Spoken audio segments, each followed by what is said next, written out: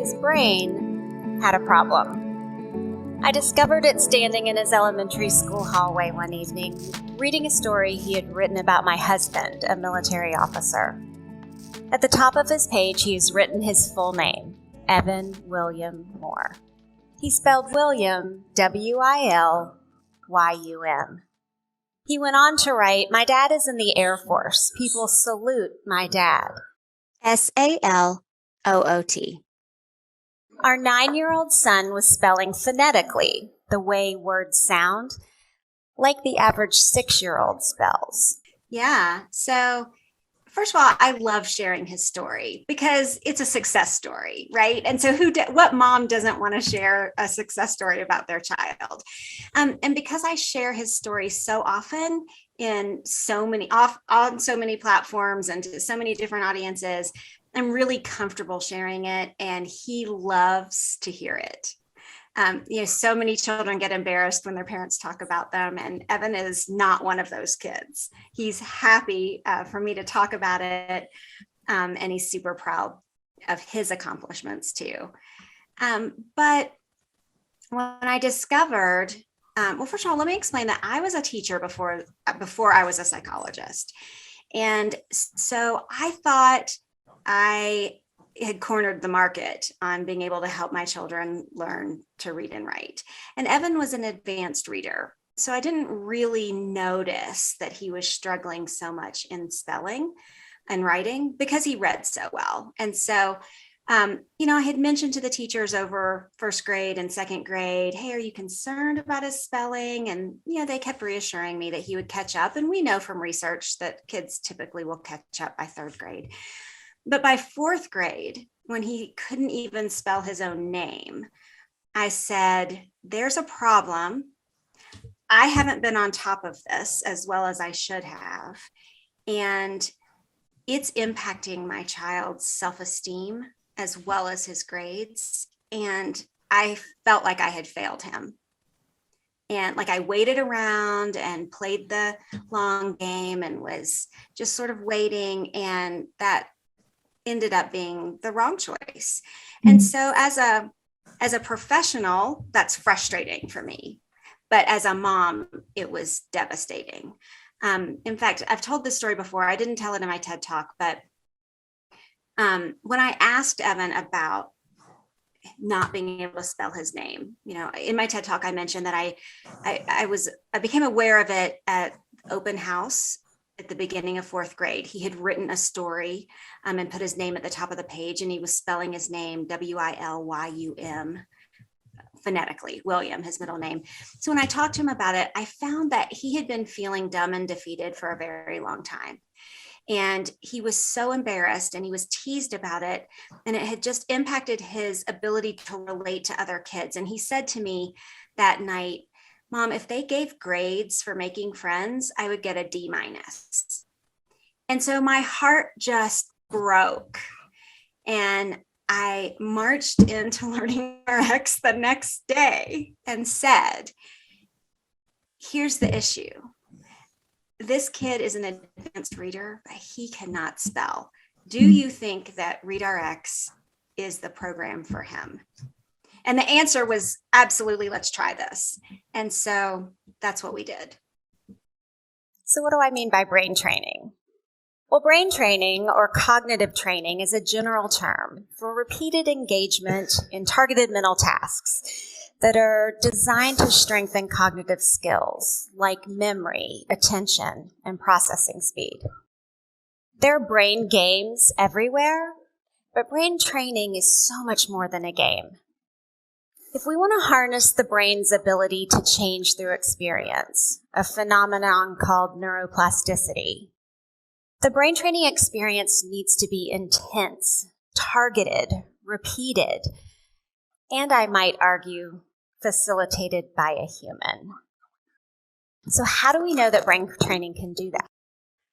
Well, in short, data. Yeah, what I think I've been most surprised about, I'm in my 7th year now of conducting research on brain training.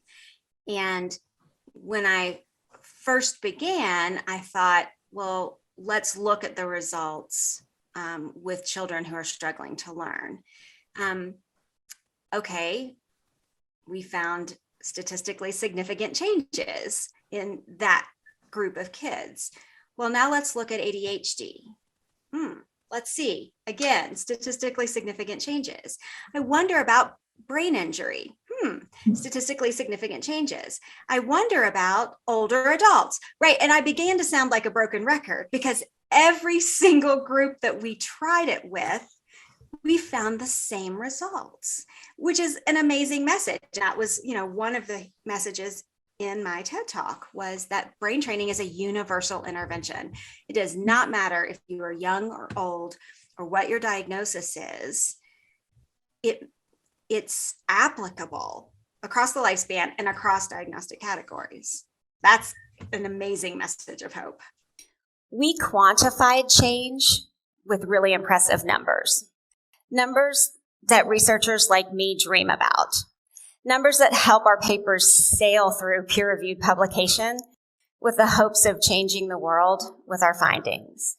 But the changes that really matter are in the day-to-day lives of the people that we're hoping to help. I think that, I briefly mentioned this in the TED Talk, but I think it's a big deal that the number one change that we document from brain training. So let me just reiterate that this is a worldwide network of cognitive training centers. So we work with lots and lots of people. And then we've got more than 15 peer-reviewed research studies as well. And the number one change that we continue to document, no matter what age group or what diagnostic category, is increased confidence. And I want to talk a little bit about why we see that. And the beautiful thing about human-delivered cognitive training, and I differentiate that with brain games. So one-on-one cognitive training delivered by a human being sitting face-to-face, whether it's through a Zoom screen or in person across a table, is very, very different than playing computer games and hoping to see the same results. And so that human delivery of cognitive training creates all four sources of what we call self-efficacy development. And self-efficacy is your belief in your ability to complete something or to do something. And we know from research, not our research, but global research, that self-efficacy is a greater predictor of ability than actual ability. And so if you believe that you can do something, then that increases your ability to do it. And so human-delivered cognitive training creates self-efficacy through all four sources of self-efficacy development. And that is by creating mastery experiences, by modeling what that experience should look like, through verbal persuasion, where you're sitting there with a trainer who is giving you encouragement and motivation and high fives, and you get that big dopamine release from those accomplishments. And then when we're stressed, we have a physical response to stress, right? So our heart races, our palms sweat. And when you're working one-on-one with a trainer or a coach, that coach can help you manage that physiological response to stress. And so all four of those sources of self-efficacy are present in that one-on-one cognitive training dynamic. And so I think from a scientific perspective, that is why we see an increase in confidence across the board. Brain training is hard work, so you want a big payoff. So speaking of a big payoff, I want to leave you with a story of one of our research participants who has agreed to let me share his story with you. Jim was a married, very successful engineer. He was riding his bike one evening, and his bike hit a washed-out portion of the path. He crashed into a ditch, hit his head, was knocked unconscious, and wasn't found until the next morning by a group of hikers. He was in a coma and woke up a week later in the ICU. The damage to his brain was so severe that he had to learn how to walk and talk all over again. He was unable to return to work in his current profession. He struggled to show emotions. His ability to process information efficiently was severely compromised, and his life as he knew it was over. 8 years later, he joined a research study that we were conducting on cognitive training for traumatic brain injury. And just like Evan, he spent 9 months working with a cognitive trainer, doing hands-on, intense, complex training exercises for his brain. And at the end of that 9 months, we measured changes on his neuropsychological test scores, changes in the brain, and changes in real life. His results? He had a 23-point increase in his IQ score. Analysis of his brain functional MRI showed that the network connectivity in his brain had normalized, and he was able to go back to work as an engineer in the same firm where he was employed 8 years earlier before the accident. Jim actually trained in our research laboratory, not in one of the centers. And so I saw him at almost every single training session. So I was very involved in watching his progression. And it was absolutely amazing. He got his life back. Jim was dealt a horrible set of cognitive cards that night on the bike path, but he wasn't stuck with them. Even after 8 years, his brain was able to change through cognitive training. Brain training research is such an exciting field of study and one that carries this message of hope. We are not stuck with the cognitive cards we've been dealt. Thank you. So anyone who is struggling with thinking or learning, or watching someone struggling with thinking or learning, would benefit from just hearing what option is out there.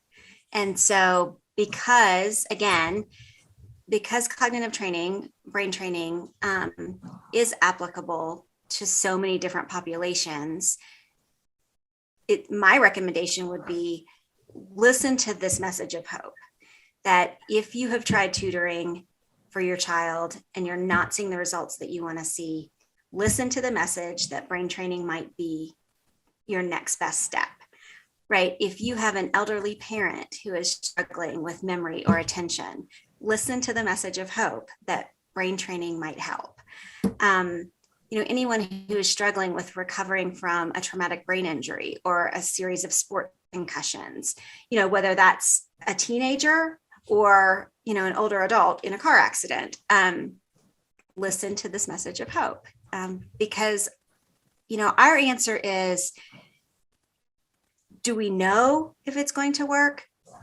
We have some evidence that suggests it will, but if you have a unique situation and we don't have any research on that particular situation, we'll say to you, let's try. Because we just keep seeing the results over and over and over again. So why not try?